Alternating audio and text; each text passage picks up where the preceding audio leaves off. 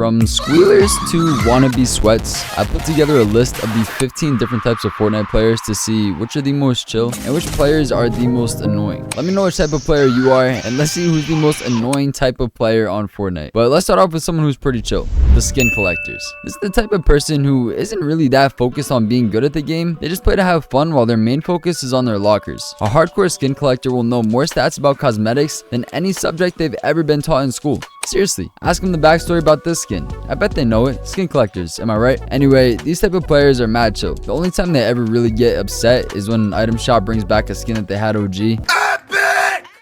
I had an OG! Epic! But that's a respectable crash out. Overall, these people are usually great, and they're getting a chill AF ranking from me. But you know what isn't chill AF? Playing with an edgelord. An edgelord does corny ass shit to try and make themselves feel better. Edgelords think their ego needs to be blown up to max capacity at all times. Ever join a random duo and they got their music on full blast blaring through your headset? Yeah, better yet, sometimes they'll be rapping on the mic for you. They always got some outlandish things to try and say to stir up some controversy, but the music thing, man, it's pretty horrible when you're just trying to play and there's music blasting in your headset, so that is going to put them straight to the unplaywithable category. However, do you know what is fun to play with? Noobs. Yes, that is noobs, not boo. The term noob has been around since the 80s.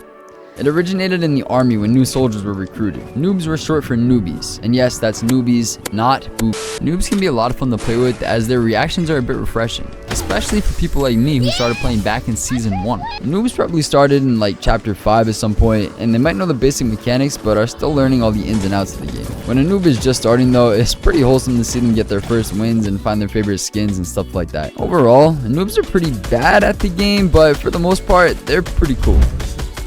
Now we're moving on to someone who thinks they're cool, the blame shifter. A blame shifter is unable to admit when anything is their fault. Instead, they shift the blame towards something else. You know, like that when that one person falls off the cliff and they say that they got sniped. That's a blame shifter. Honestly, it's usually pretty funny, but when it gets to a point where they're just blatantly being obvious about it, it can kind of be annoying. Like, we get it, Johnny. Lag is the reason you missed 90% of your shots, even though you're on a brand new PS5 with the Wi-Fi booster. I'm being very sarcastic if that wasn't clear enough. But yeah, the blame shifter, getting tossed in the toxic category. Stop lying so much and maybe you'll be cool.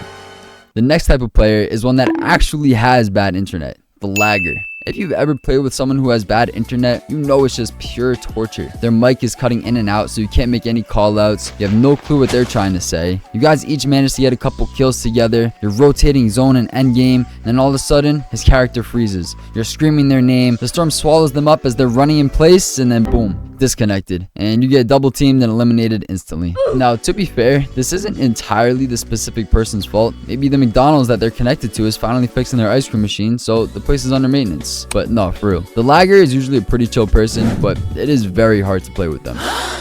Someone who isn't hard to play with, however, is a sweat.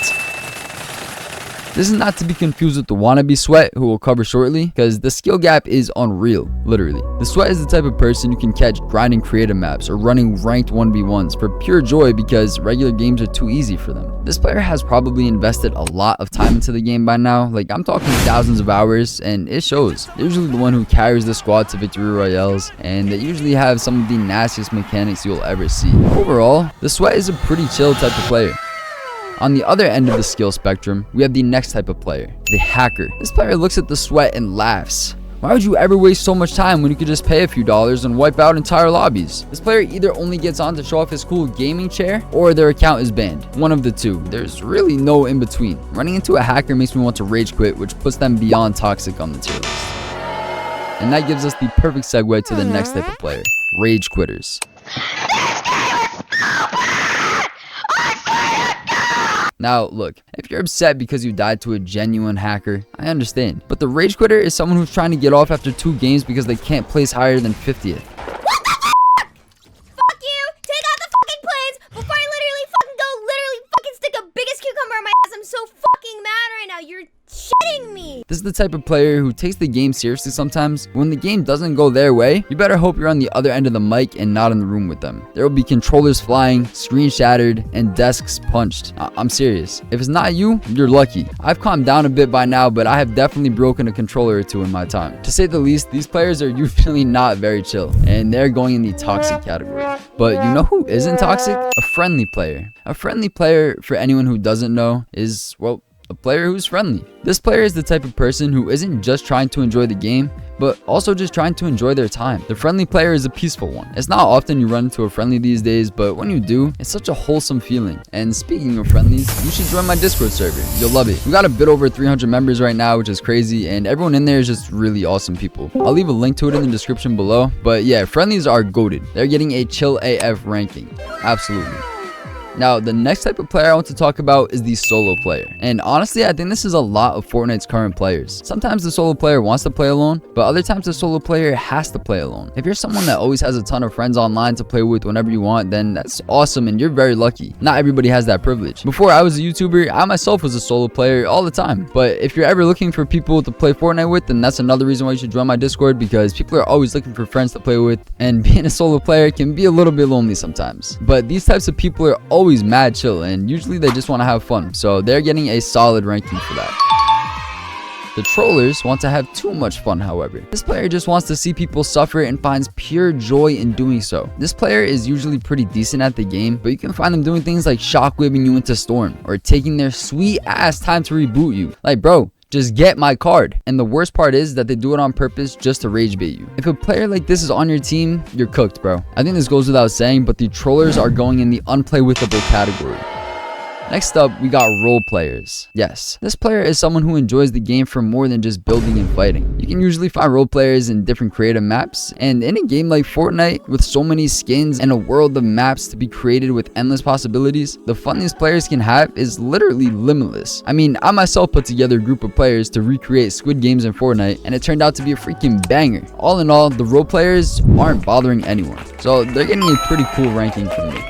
Sticking with the not being a bother, we got the casual player. The casual player usually goes through phases of Fortnite where they play a lot, then stop for a little bit, and get back into it, and stop for a bit, and the cycle kind of just continues. This player is usually fairly good at the game, and they're just there to have some fun. This type of player is generally chill, so they're getting a decent ranking from me.